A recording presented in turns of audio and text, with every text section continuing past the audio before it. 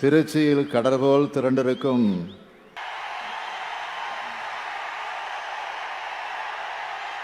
திருமாவின் சிறுத்தைகளே,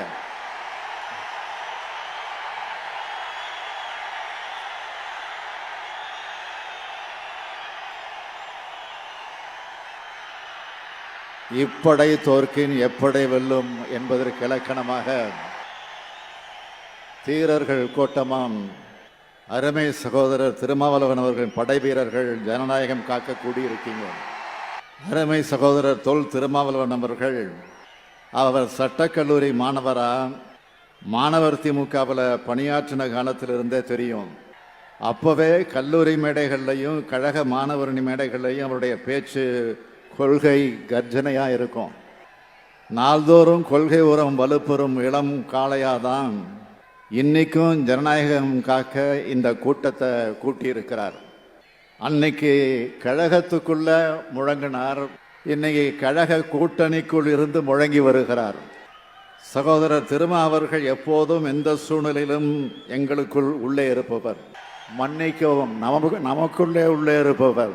தலைவருக்கு மட்டுமல்ல, எனக்கும் தோளோடு தோளாக நிற்பவர் சகோதரர் திருமா அவர்கள். நாங்கள் எப்பவும் தமிழினத்தின் வலிமைக்கு உரம் சேர்க்கிற அடிப்படையில் தான் இணைந்து நிற்கிறோம். இந்தியாவை உண்மையான கூட்டாட்சி நாடாக மாற்ற வேண்டிய கடமையும் பொறுப்பும் நமக்குத்தான் இருக்கு.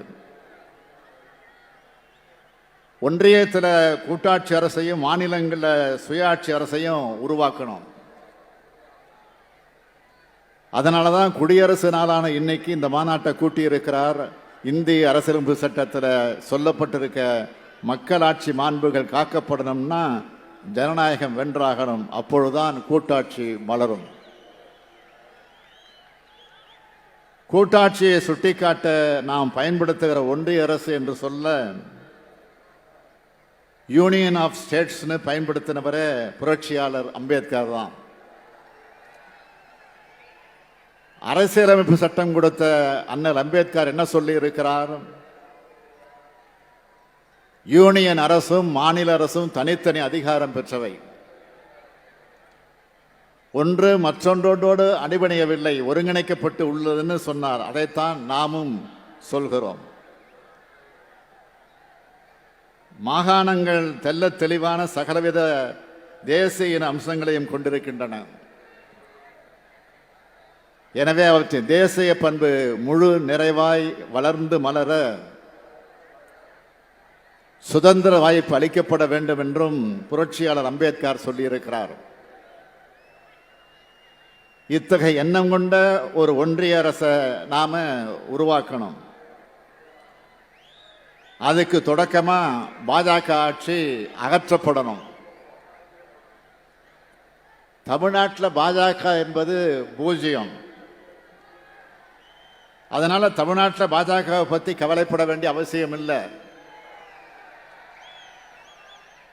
தமிழ்நாட்டில் மட்டும் பாஜக வீழ்த்தினா போதாது, அகில இந்தியா முழுக்க பாஜகவை வீழ்த்தணும். அதுக்கான அடித்தளம் தான் இந்தியா கூட்டணி. ஒன்றிய அளவில் ஆட்சியில் இருக்கும் பாஜக ஆட்சியை வீழ்த்துகிறத இலக்காக கொண்ட எல்லா கட்சிகளும் இந்த கூட்டணியில இணைஞ்சிருக்கு. பாஜகன்னு சொல்றதால இது தனிப்பட்ட ஒரு கட்சிக்கு எதிரான கூட்டணின்னு சுருக்கிட முடியாது. இந்தியாவோட ஜனநாயகத்தை,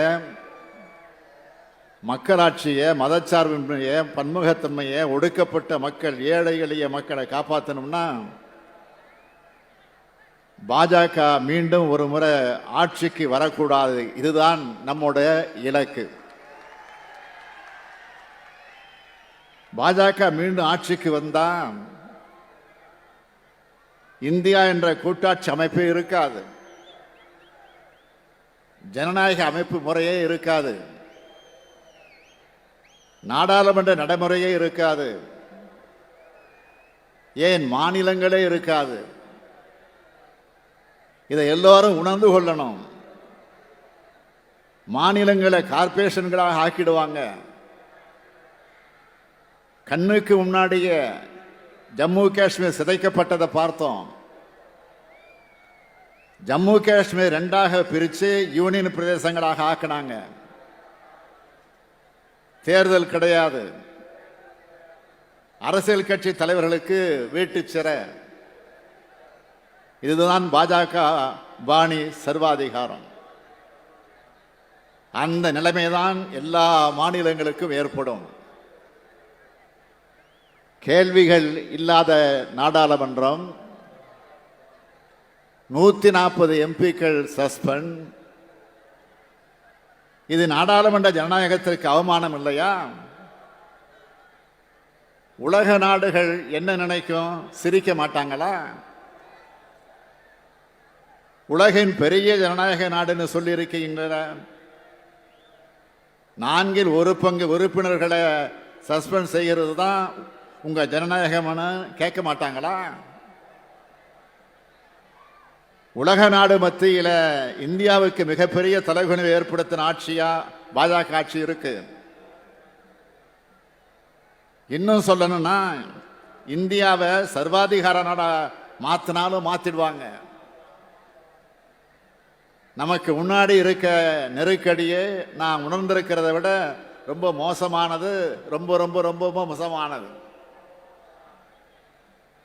அகில இந்திய அரசியல் தலைவர்கள் இங்கே இருக்கிறீங்க. உங்களுக்கு நான் அதிகமாக விளக்கம் சொல்ல வேண்டிய அவசியம் இல்லை. மாநிலத்துக்கு மாநிலம் அரசியல் நிலைமை மாறுபடும். ஆனால் நடக்க போறது நாடாளுமன்ற தேர்தல்.